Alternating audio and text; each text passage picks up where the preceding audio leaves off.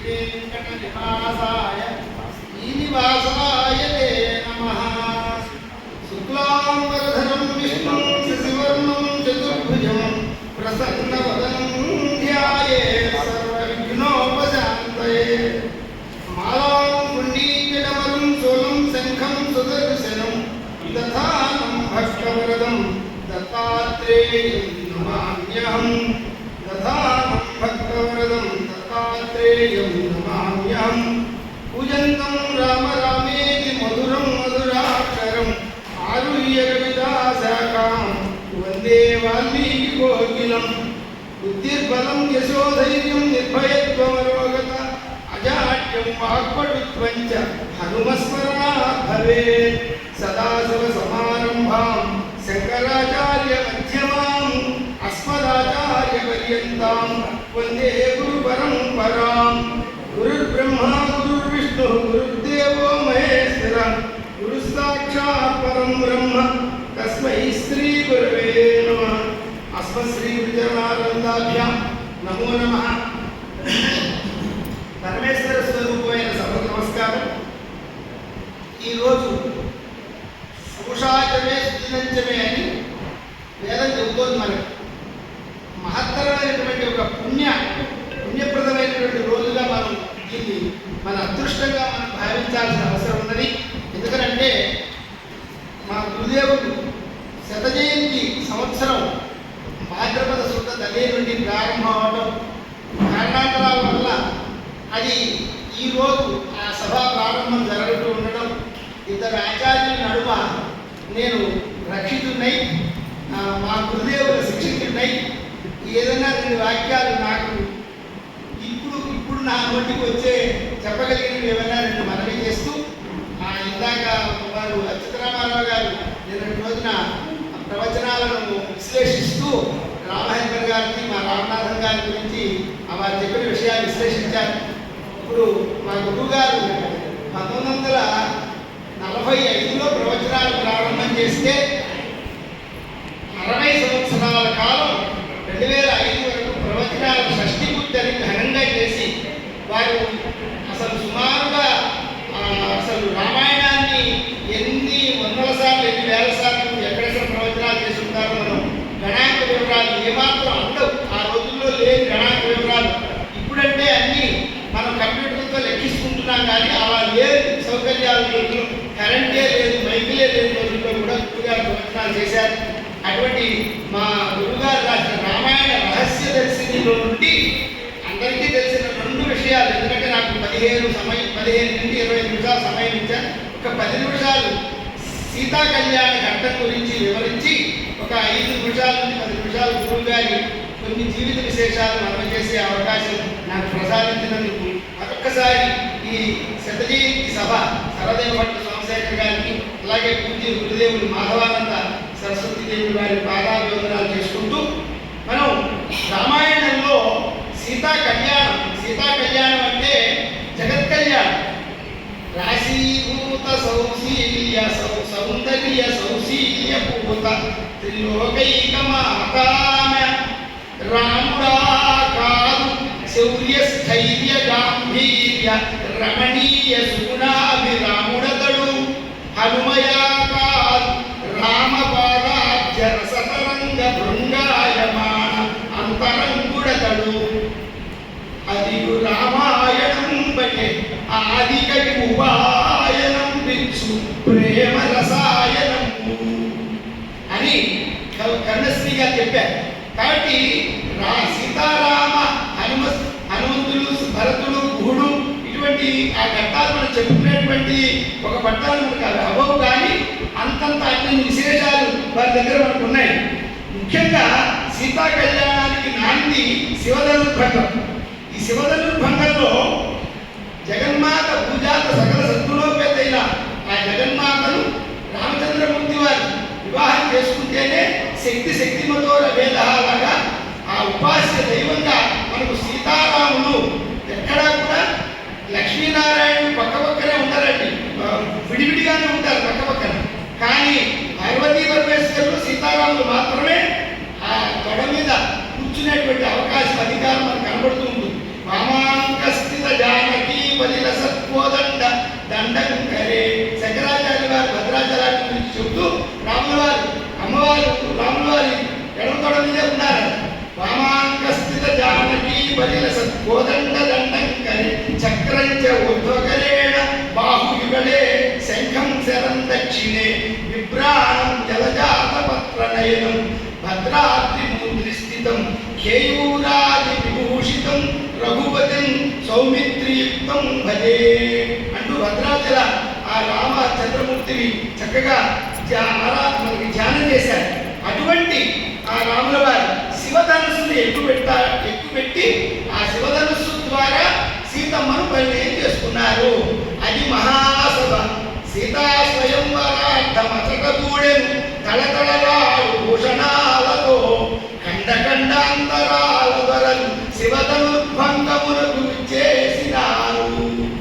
ఒక్కొక్క కవులు వారి వారి కాల్పనికలో కొన్ని మార్పులు చేసిన ప్రతికల్పం భవేద్ రామ అని రామాయణం కల్పకల్పంలో ఉన్నది కాబట్టి కొంత మూలానికి కొంచెం పక్కకు జరుగుతున్నా అసలు మూల విరుద్ధం కాకుండా రామాయణం నడుస్తూ వచ్చింది కాబట్టి వాస్తవానికి జగన్మాత ఆవిర్భవించి అప్పటికి 6 సంవత్సరాలయ్యి అనేక మంది రాజాదిరాజులు ఆ శివధనుస్సును ఎత్తలేక ఆఖరికి జనక మహారాజుని దండయాత్ర ప్రకటిస్తే దేవతల అనుగ్రహంతో జనకుడు వాళ్ళందరినీ గెలిచినట్టుగా జనక మహారాజు స్వయంగా చెప్పుకున్నాడు. అధమే కృషత క్షేత్రం లాంగలాదిత క్షేత్రం శోధయత లబ్ధా నామ్నా సీతేతి విస్తృత అన్న. సీత లాంగల పద్ధతి అని ఉన్నది కాబట్టి ఆ అమ్మకు ఆవిర్భవించింది కాబట్టి సీత అనేటువంటి పేరు పెట్టారు. తతో అభూతు ఆమె ఆవిర్భావంలోనే నిశ్చయమనవతిగా ఇక్కడ ద్రౌపది కానీ సీత కానీ వీరందరూ వారు అయోనిజం ఆవిర్భవించారు తప్ప వారికి జననం లేదు. ఇంకా రామచంద్రమూర్తి వారైనా 12 నెలలు గర్భవాసం చేసే ఆయన ఆవిర్భవించారు. కాబట్టి అటువంటి సీతని ఇచ్చి వివాహం చేయడానికి జనకుడు పెట్టిన పందెం ఏంటంటే శివధనుస్సు. ఈ శివధనుస్సు జనకుడికి ఎలా వచ్చింది అంటే దక్ష యజ్ఞంలో భాగాలు చూపించలేదని పరమేశ్వరుడు ఆగ్రహించి ఆ ధనుస్సు ఎక్కుపెడితే దేవతలందరూ భయపడ్డప్పుడు దేవతలను కాస్త ప్రసన్నం చేద్దామని ఆ దేవతల చేత అది నిమి అని ఆ నిమికి 6వ వాడు దేవరాజు అనేటువంటి ఆ రాజుకి ఈ జనకుల వారికి ఆ శివధనుస్సుని న్యాసీభూతంగా ఇచ్చారు. అంటే దాచి ఉంచమనే దాని అర్థం. మరి అలాంటి దాన్ని స్వయంగా జనకుల వారు బంధంలో పెట్టవచ్చా అంటే దానికి కూడా పూర్వ పురాణంలో ఒక ఉదాహరణ ఏం కనబడుతోందంటే ప్రీతస్య భగవాన్ ఈశః త్రిశూలి నీలలోహిత ప్రదదౌ శత్రునాశార్థం జనకాయ అద్భుతం తను. అంటే ఆయన చేసిన ఈశ్వర పూజల వలన సంతోషపడినటువంటి పరమేశ్వరుడు ఆ యజ్ఞ భాగాలతో ప్రీతుడై శత్రునాశనం కోసం సర్వాధికారాలతో ఆ ధనస్సు ఆయన ఇచ్చినట్టుగా పూర్వ పురాణం తెలుస్తోంది. చాపం శంభో దయాదత్తం కన్యాసుకీకృతం మయా. ఇంకా ఒక్క వాక్యం హనుమంత రామాయణంలో ఎస్ సత్యం ప్రకృతే సయేవ జనక జామాత ఎస్ సత్యం నకృతే తస్యాపి జనకజ మాత. ఒక్కొక్క 24 రామాయణాలు విష్ణుప్రవృత్తాలుగానే ఉన్నాయండి. ఇంకా రకరకాల ప్రక్రియల్లో ఎన్ని వేల రామాయణాలు ఈ భూమి మీద ఉన్నాయో మనం చెప్పలేము. మరి అసలు ఎక్కడైనా ఎవరైనా ఏదైనా ఒక మంచి అల్లుడిని చేసుకోవాలంటే ఏదో చదువు సంఖ్య ఆస్తి ఇంకేదైనా చూస్తారు. ఇంకెదురుకుండా ఉన్న పెద్ద బండరా ఎవరైతే వాళ్ళకి మా అమ్మాయిని ఇచ్చేస్తారంటే దాని అర్థం ఏంటి అసలు అంటే ఎవరు ఈ శివధనుస్సుని ఎక్కుపెట్టినా వాళ్ళకి నేను నా కుమార్తెని ఇస్తాను అన్నాడు. అంటే ఇక్కడ అర్థం ఏంటంటే అసలు దీనికి కూడా ఆధునికంలో కనపడని ఒక కథ ఏంటంటే చిన్నప్పుడు చలికత్తలతో సీతమ్మ ఆ బంతి ఆట ఆడుకుంటే బంతి వెళ్ళి అందులో పడిందని అది ఆవిడ ఎడంచేతితో తీసి లేపి ధనుస్సుని ఇచ్చిందని అందువల్ల ఖచ్చితంగా ఈ ధనుస్సుని ఎక్కుపెట్టిన వాళ్ళకే నేను నా కుమార్తెను ఇస్తాను అని అన్నాడన్నట్టుగా చెబుతాను. కాకపోతే అసలు అమ్మవారు ఆవిర్భవించినప్పుడే వివాహ యోగ్యతతో సర్వలోకేశ్వరి కాబట్టి ఆవిడ కనబడింది. అలా కనబడగానే ఈమె జగన్మాత కాబట్టి పరమేశ్వరుడే పాణిగ్రహణం జరుపుకుంటాడని నిశ్చయించి శివుడికి కేశవుడికి భేదం లేదు కాబట్టి పరమేశ్వరుడు ఏ రూపంలో వస్తాడో ఆయన కోసమే ఈ జగన్మాత వచ్చిందని ఆ పరమేశ్వరుడు తెలుసుకోవడానికి శివధనుస్సుని శుల్కంగా పెట్టారు. ఆ ద్వీప భరతోపి అమీ ఉపదయ సర్వే సమభ్యాగత. ఎంతమందో 6 సంవత్సరాలు చాలాసార్లు ప్రయత్నించారు. అందరూ ఒక్కళ్ళు కూడా దాన్ని సఫలీకృతం కాలేదు. అప్పుడు జనకుడు చాలా విచారం పొందినట్టుగా కూడా చెప్పారు. కాబట్టి ఇంత ఈ ప్రభావం కలిగిన శివధనుస్సుని రాముడికి చూపించమన్నారు. అప్పుడు జనకాయ అద్భుతం తగ్గు. జనక మహారాజు 8 చక్రాల బండి మీద 5,000 మంది సైనికులతో ఆ చక్రం ఆ సభాభవనంలోకి తీసుకురావడం, దాన్ని రాముడిని చూడమని వత్స రామ ధనుపస్య అని చెప్పి విశ్వామిత్రుల వారు ముని చిరునవ్వుతో ముద్దుల శిష్యుని ఓములూచే తమ్మునకు ధనస్సునిచ్చి రఘుముఖ్యుడు జానకి ఓరగంటితో కనుచు వినమ్రుడై గురువు గారికి సింహకిశోరమట్టు ముందున కరుదించే అచ్చరువుతో నృపతులు తలలెత్తి చూడగా అంతకుముందు బిగువు నిండారు కొమ్ముడే నువ్వుల వంటి రాజవస్తారులందరూ లేచినారు. శివధనుర్భంగమట్టుండ శృంగభంగమయ్యే సమస్త సఖ్య సమక్షమందు. అలా రామయ్య వెళ్ళి ఆ ధనుస్సును పట్టుకున్నాట. ఇక్కడండి మా గురుగారు రామాయణ రహస్య దర్శనంలో ఎంతమంది ఈ ఘట్టాన్ని వారు తన్మయం చెంది వర్ణించారో చాలా వర్ణనలు చూపించారు. మనకున్న సమయం అంత లేదు కాబట్టి, ఎందుకంటే దోర్దండేన కండపరసో కోదండం ఆరోపయన్ కుర్వాణశ్చలిదేహదేశ నృపతి తీర్మ ప్రతిజ్ఞాభరం. జనక మహారాజు నా నెత్తిన ఈ అమ్మాయిని ఎవరు వివాహం చేసుకుంటారా ఇప్పటిదాకా చాలా బరువుతో ఉన్నా అమ్మాయి పెళ్ళంటే అంతే కదండి, నాకు ఇప్పుడు నా ప్రతిజ్ఞ తీరిపోయిందని జనకుడు సంతోషపడ్డాట. విశ్వామిత్రుడు నేను రామయ్యకు కళ్యాణం చూసుకునే భాగ్యం దొరికిందని ఆయన ఆనంద భాష్పాలు రాల్చాట.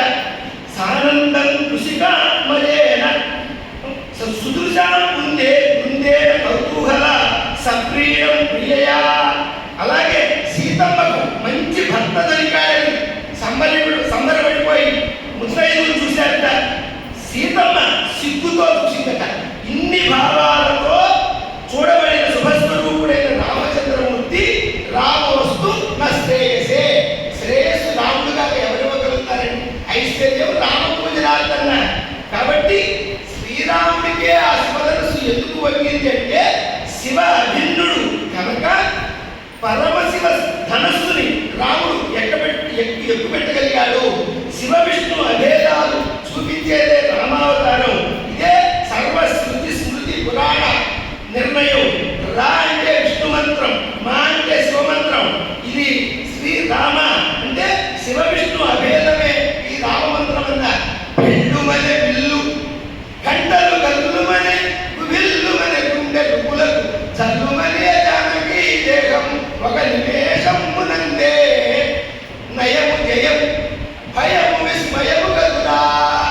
లక్ష్మి వంటి సీతామహాలక్ష్మి శ్యామునకు విజయలక్ష్మితో గృహలక్ష్మి అయ్యే భరత జనయిత్రి ప్రేమ భాష్పాలలో అయ్యే అతివైభవముగా సీతమ్మ పెళ్లి.